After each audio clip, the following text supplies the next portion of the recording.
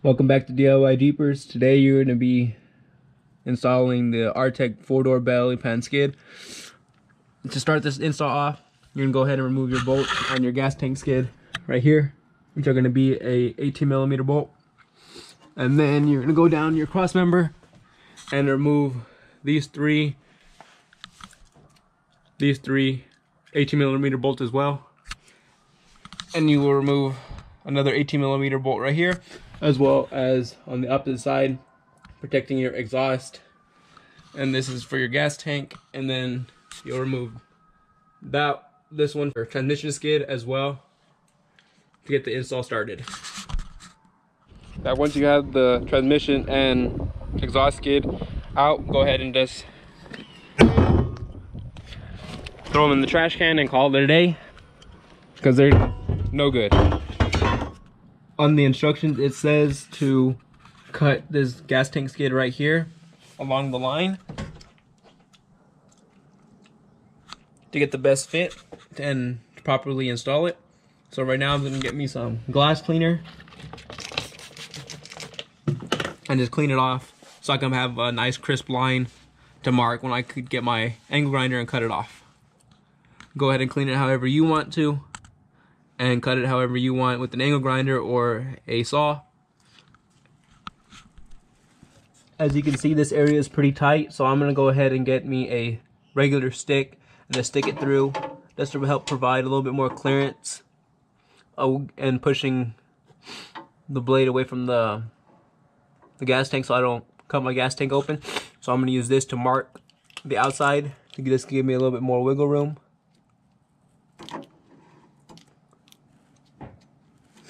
And once you have that mark, you go ahead and mark underneath and start your cut.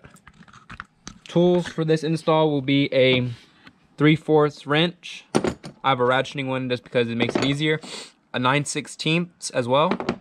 You're gonna need a ratchet or a drill with an extension of your choice. And then you're also going to need a 15/16 socket. You're gonna be using these 4 small bolts with washer and lock nut. And then this is where the 15/16 bolt, this is going to be your 5/8. So this is where you need the 15/16 socket or the metric equivalent. And then this is going to be your 1/2" bolt, which is you're going to be your 3/4 equivalent wrench or socket. Optional is a drill, makes things go a little bit smoother. From the factory, these are going to come coated in a zinc coating. I painted them blue just for visuals, and it makes things a bit easier to see underneath. Let's get started. This is where part 4 and 5 are going to go. To help you easily figure out which one's going to go where, just go ahead and get their big bolts that go on top, and just plug them into the holes. So I know that this bolt right here will go into this one, while the other one will go on the other side, just to make everything go a little bit smoother. Now once both these are hand tight, you're good to go. This one over here is a little harder to get to and to tighten due to the fact that it's very cramped right here. But just go ahead and try to shimmy yourself into a good position to get this one on. This is going to be the passenger side. Moving to the driver's side, it's going to be a little bit easier due to the fact that there is a lot more room up here to manage. Just go ahead and add these bolts with the washer and lock nut on here, because you'll be using these later on down the road, and it's better just to have them here so you don't lose them. Moving on to the next step, you're going to need the cross member mounting bracket, which is going to be part 6. You're also going to need the oil pan skid, which is going to be part 6.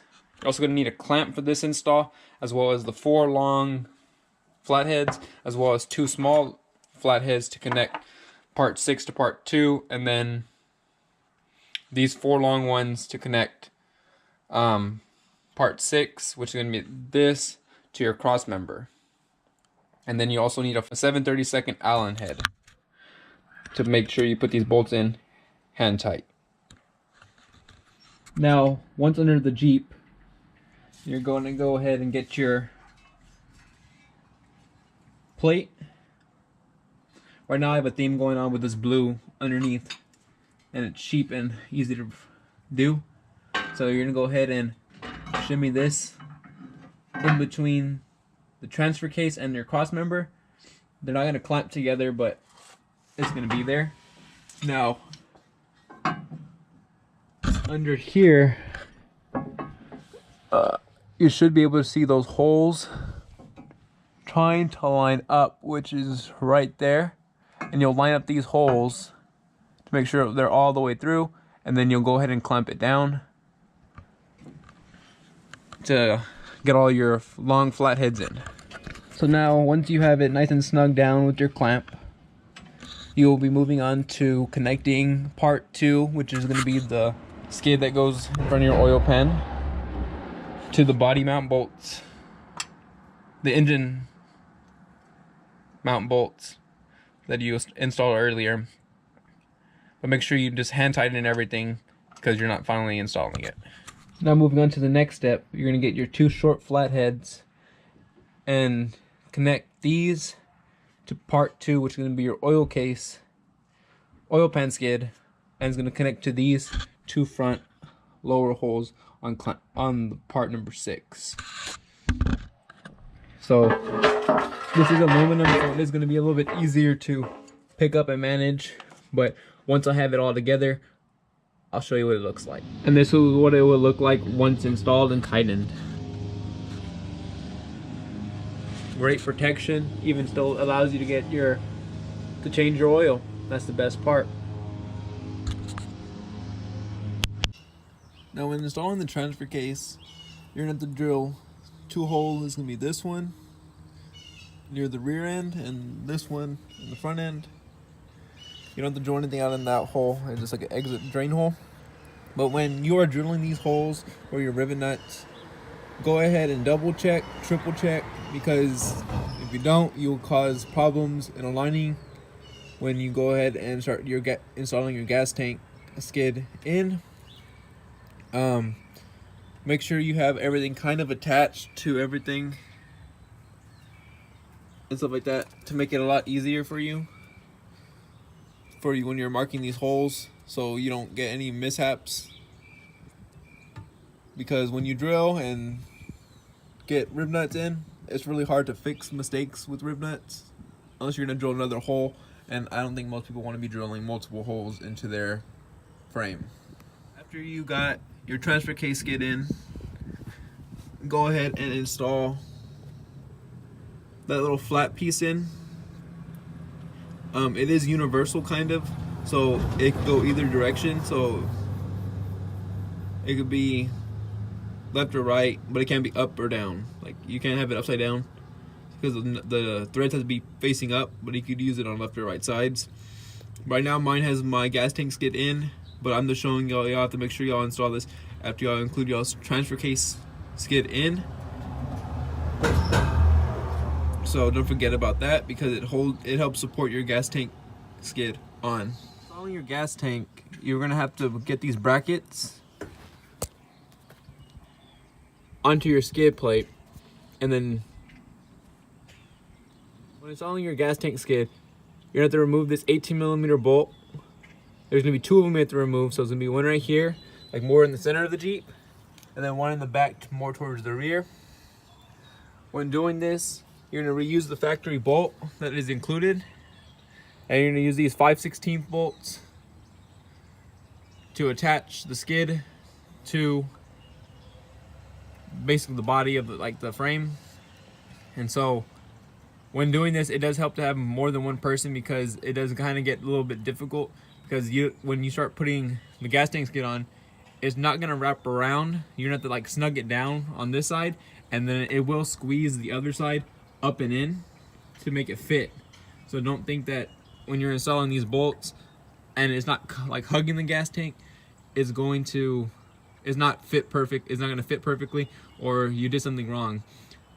It took me a while to figure out, and after a couple minutes of thinking about it, I ended up tightening the bolts down into this position, and it ended up making this side hug up against the gas tank.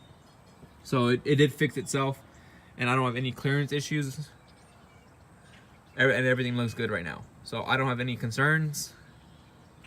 Just remember, take your time, and I would recommend not using a drill on these, because if you do use a drill, sometimes, like for me, I ended up stripping some of the threads on the bracket itself.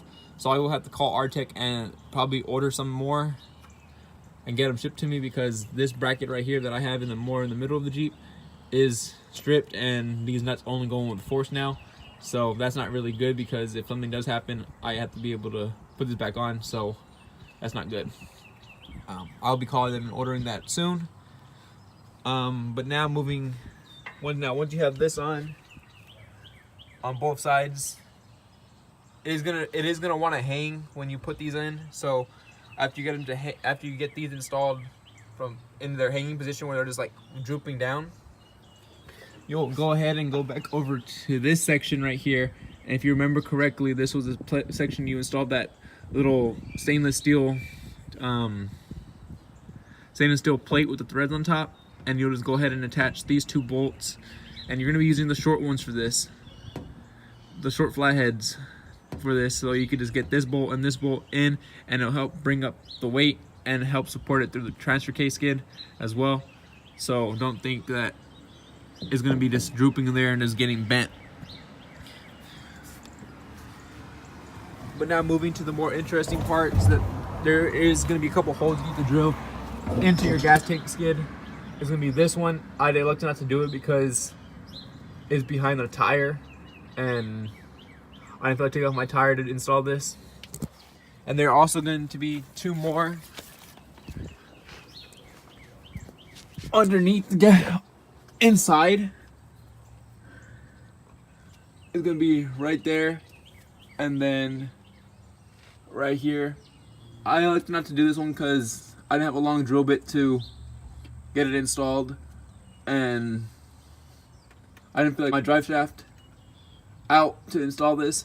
So if you do have a long drill bit, it's gonna be a 3/8, so go ahead and drill it out if you do have it. If you want to take the time to remove your tire as well, go ahead and do that, and you'll have all the bolts in. But from what I see, I don't think I have any problems. But now going to final installs, go ahead and get all your bolts in, and then when you're tightening up everything, kind of go in like a zigzag pattern, left, right, left, right, left, right, and keep on rotating the bolts because you want everything to go down perfectly. And then once you have every bolt in, this is where the time consuming part comes in. Go ahead and remove 1 bolt at a time and apply blue Loctite to it, just so it has a little bit more sturdy, like stick to it, I guess, and it won't rattle out. Go ahead and after 300 miles, go ahead and just check all the bolts again and make sure everything's in place still, and then go ahead and give it 1 more tighten, and then you should be fine. I would check on it after every wheeling trip that you do, or every 3,000 miles. So that will be the full install of the Artec Industries full JKU full belly skid. If you do have any questions about this install, please message me. I will gladly be able to help you with this install as best as I can. I know I didn't include a very in-depth description of the gas tank skid, but it started getting me mad, so I'd rather just share my tips on this portion. But if you have any questions, I will be willing to help. And thank you for tuning in to DIY Jeepers today. Remember to like, comment, subscribe, and share. It has helped me out. And thank y'all for tuning in. Bye.